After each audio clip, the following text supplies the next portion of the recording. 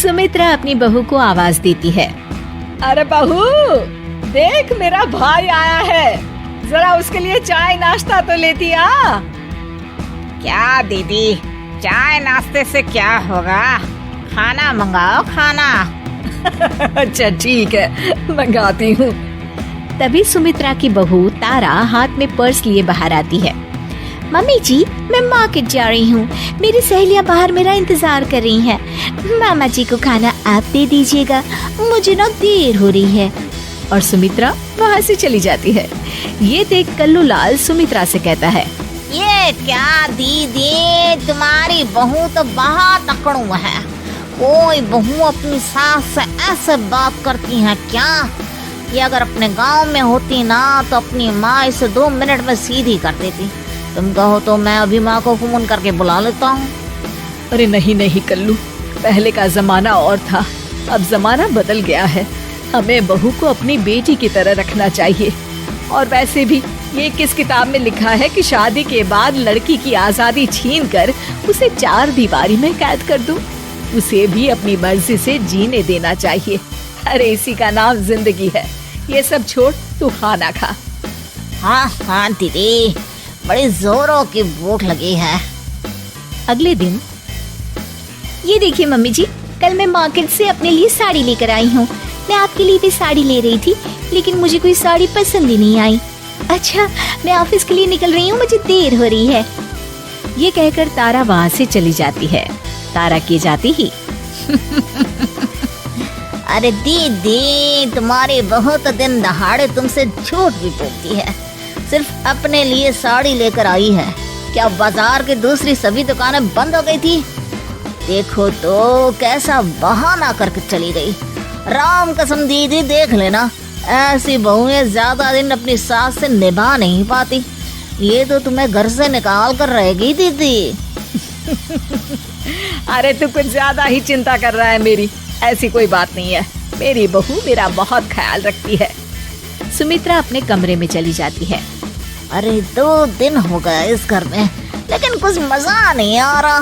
मेरी दीदी तो अपनी बहू से बिल्कुल नहीं लड़ती, लेकिन मैं भी हार नहीं मानूंगा। उसी शाम तारा डाइनिंग टेबल पर सबके लिए खाना रख के किचन में रोटियां लेने चली जाती है। अब इस खाने का जरा स्वाद बढ़ाया जाए।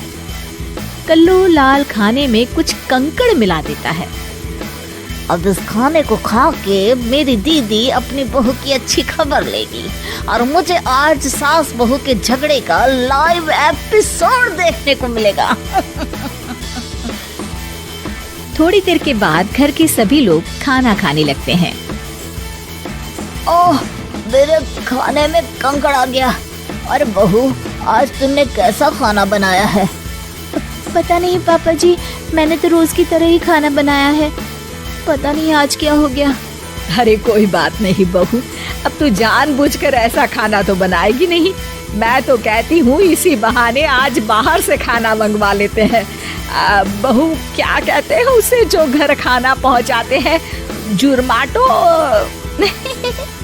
जुर्माटो नहीं मम्मी जी, जोमेटो। मैं अभी खाना ऑर्डर कर देती हूँ। अपनी दाल गलती ना देख कल्लू लाल का चेहरा लटक जाता है। अगले दिन गैस पर चाय चढ़ाकर तारा अपने कमरे में जाती है। तभी कल्लू लाल चाय में नमक डालने लगता है। तारा ये सब देख लेती है और फौरन मोबाइल में वीडियो बनाकर अपनी सास को दिखा देती है। अरे ये कल्लू तो अभी तक नहीं सुधरा। मुझे तो लगता है मामा जी जानबूझकर हमें परेशान कर रहे हैं। हाँ, ये बात तो है। मैं देख रही हूँ जब से ये कल्लू आया है, हमेशा हम दोनों के बीच आग लगाने की कोशिश करते रहता है। इसे इस घर से भागना ही पड़ेगा, लेकिन जबरदस्ती भी तो निकाल नहीं सकते। आखिर भाई है मेरा। आप चिंता मत करिए माँ जी, मेरे पास एक बहुत बढ़िया आइडिया है। अगले दिन सुबह सुबह दोनों सास बहू आपस में लड़ने लगती हैं और तारा बैग उठाकर अपने मायके चली जाती है। ये देख कल्लू लाल खुशी से नाचने लगता है। लेकिन जिस तरह बिना पेट्रोल के गाड़ी नहीं चलती, ठीक उसी तरह बिना बहू के घर भी नहीं चल सकता। अरे कल्लू, देखता नहीं हॉल में कितनी धूल जमी है? बहू तो है नहीं घर में, इसलिए तू हॉल में पोछा लगा दे। कल्लू लाल हिचकिचाते हुए कहता है, जीजा जी, अब मैं हॉल में पोछा लगाते हुए अच्छा लगूंगा क्या? अरे तुझे किस बात के शक? लल्लू लाल की दुकान पर दिन भर झूठे बर्तन धोता था, भूल गया क्या? चल फटाफट हॉल को चमका दे। मजबूरी में कल्लू लाल को फर्श पर पोछा लगाना पड़ता है। अगले दिन, अरे सुन कल्लू। जी दीदी। देख कल्लू, खाना बनाने के लिए बहू तो है नहीं घर में, इसलिए हमें बाहर से खाना मंगा कर खाना पड़ेगा। और हाँ, रमेश ने कलकत्ता से अभी तक पैसे नहीं भेजे, इसलिए तुझे अपने पैसों से खाना खरीद कर लाना होगा। कल्लू लाल जोश में आकर हाँ तो कर देता है, लेकिन कुछ दिनों बाद, अरे ये क्या, मेरे इतने सारे पैसे खर्च हो गए, ऊपर से मैं इस घर का रामू काका बन गया हूँ। अरे मैं अपने पैसों से दूसरों के घर के खर्चे उठाऊं, इतना बड़ा भी बेवकूफ नहीं हूँ। इससे अच्छा तो मैं फिर से लल्लू लाल की यहाँ जलेबियाँ तल के 4 पैसे ही कमा लूं। मैं कल ही बस पकड़कर अपने गांव चला जाऊंगा। अगले दिन ठीक ऐसा ही होता है। कल्लू लाल बस पकड़कर सीधा अपने गांव निकल जाता है और उसके जाते ही तारा वापस आ जाती है और सभी मजे से रहने लगते हैं।